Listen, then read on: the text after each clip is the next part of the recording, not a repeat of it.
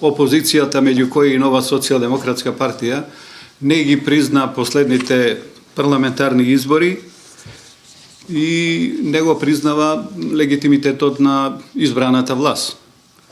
По обелоданувањето на криминалот и корупцијата на власта, Македонија влезе во сериозна политичка, јас би рекол морална и духовна криза, и ние како опозициона партија чувствуваме обврска да го понудиме нашето пред јавноста, нашето гледање, видување на состојбите и да понудиме некои идеи за излез од ова севкупна пред се политичка криза. А за нас е недвојбено, после сите овие изминати месеци од текот на политичката криза во Македонија, дека услов над условите, или ако сакате единствен услов за консолидација на политичките состави во Македонија е оставка на владата на Република Македонија и на председателот на Република Македонија и создавање на политички амбиент во земјата кој треба да финишира со предвремени парламентарни и председателски избори. Во политичкиот дел, врз основа на прецизен политички договор меѓу парламентарните партии, да треба да се утврди динамика на сите активности што треба да доведат до формирање на преходна влада со јасен и точно утврден мандат. Правната пак разврска за кривичните дела по скандалот за прислушување треба да започне со оставка на државниот јавен обвинител и избор на нов обвинител и едновремено со транспарентна и квалитетна постапка и меѓународен мониторинг да започнат суштински промени во правосудниот систем.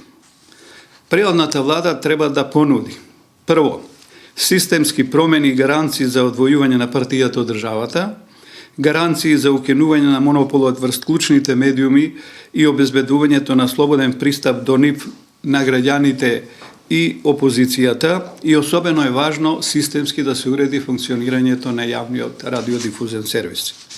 Трето, динамика на завршувањето на пописот на населението и прочистување на избирачкиот список. Но централното прашање што во ваква ситуација се поставува е кој и како ќе ја принуди сегашната влада на Република Македонија да прифати ваков вид на промени во земјата. До сегашните македонски искуства, па ако сакате и во регионот, укажува дека се потребни неколку субјекти. Како што се пред се континуираниот и голем притисок од страна на опозицијата, понатаму притисок од страна на невладиниот сектор и медиумите, особено е важно пробудување на демократските сили и промени внатре во самите владеачки партии, во овој случај на ВМРО, ДПМН и на ДУИ, но и конкретна помош од страна на земјите членки на Европската Унија, на Соединетите Американски држави и НАТО. Во делот што се однесува за демократските промени внатре во партијата, едно од најважните прашања е дали раководството на ВМРО ДПМН има сили способни да се спротивстават на авторитарниот модел на владење на Никола Груевски и неговите конспиративни инсталации. Дали ВМРО ДПМН има сила да рачисти со својата политичка олигархија? Дали може успешно да се справи со сопствениот лидер, кој, не нудејќи никакви конкретни решенија за излез од кризата, сака практично со сопствениот политички крај да го најави крајот на Република Македонија? Дали членството на ВМРО ДПМН ќе собере сили да разбере дека оставката на Груевски и неговата влада во овој момент се единствените реални варијанти за отпочнување на процесот на политичка консолидација во Република Македонија? Не помалку важен е односот на меѓународната заедница. Со пораката Македонија не е квислиншка творба, Никола Груевски практично влезе во отворен судир со меѓународната заедница и од Македонија направи најизолирана земја во Европа. Дали можете да се сетите последните 2,5-3 месеци некој да му дошол на гости на Груевски или некој да го поканил да појде на гости? Сосема е јасно дека без силна домашна заложба, меѓународната заедница не може да обезбеди јасна визија за разрешување на нашите проблеми, иако на еден дипломатски начин таа го наговести својот однос кон владата на Никола Груевски. По првичните реакции на Соединетите Американски држави на Европската Унија, уследи оценка на партијата на Ангела Меркел ЦДУ, цитирам, владењето на ВМРО-ДПМН е авторитарно. После тоа уследи откажувањата на средбите на Никола Груевски со Јункер и Меркел, а продолжи кокетирањето со Русија и што не ги остава равнодушни членките на Европската Унија. После се, за очекување е некои од нив, од овие земји, јавно да соопштат дека нема да соработуваат со авторитарниот режим и корумпираната влада на Никола Груевски. Веднаш по подпишувањето на политичкиот договор, треба да се пристапи кон донесување на потребните закони во собранието и најдоцна во рок од 6 месеци да се формира преодна влада и во договорен рок да се организираат предвремени парламентарни и председателски избори. Со законите што ќе се донесат, треба да се обезбеди пред се. Прво, проширување на правата на опозицијата во Македонија и изголемување на низината контролна функција во насока. Под А, право да предлага избор на државен јавен обвинител. Под Б, право да предлага председател на Државната комисија за спречување на корупција. Под В, право да предлага државен ревизор на Македонија. Под Г, право да предлага еден од 20 директори на јавниот радиодифузен сервис МРТВ, заради спречување на било какви злоупотреби на власта пред избори, изборот на преодна влада на 6 месеци пред изборите да се воведе како врска на сите наредни парламентарни избори. Значи овие потребни закони со кои што ќе се конституират посебните врски да се практично да важат за сите наредни избори, за сите наредни влади.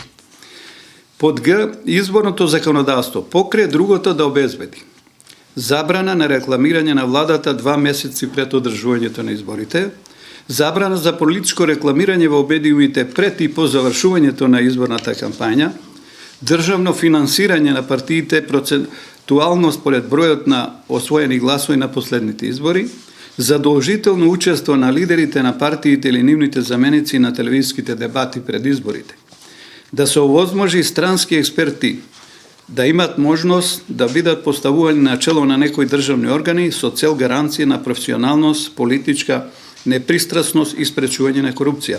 Дека не е новина, ќе ве потсетам само со последните измени на Законот за високо образование, владата, односно собранието, утврди можност да биде странец и ректор на Македонскиот универзитет.